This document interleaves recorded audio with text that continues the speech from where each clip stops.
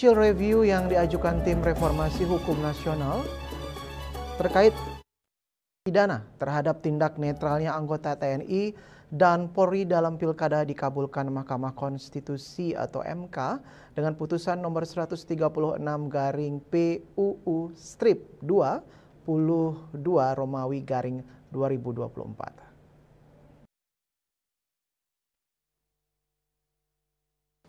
Polda Bali mendukung putusan MK tersebut dan memastikan bahwa netralitas Polri adalah harga mati. Menurut Kombes Jansen, Polri tidak memihak atau terlibat dalam politik praktis serta berfokus pada tugas menjaga keamanan serta ketertiban masyarakat.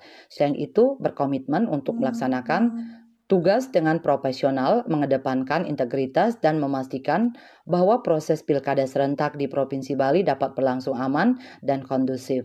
Pada Kamis siang, Mahkamah Konstitusi memutuskan bahwa pejabat daerah dan anggota TNI Polri yang tidak netral, yakni membuat keputusan maupun tindakan yang menguntungkan atau merugikan salah satu pasangan calon pilkada, bisa dijatuhi pidana penjara dan atau denda. Ketentuan tersebut merupakan putusan MK yang memasukkan frasa pejabat daerah dan anggota TNI Polri ke dalam norma pasal 188 Undang-Undang Nomor 1 Tahun 2015 tentang pemilihan gubernur, bupati, dan wali kota. Kertanegara Bali Pos melaporkan.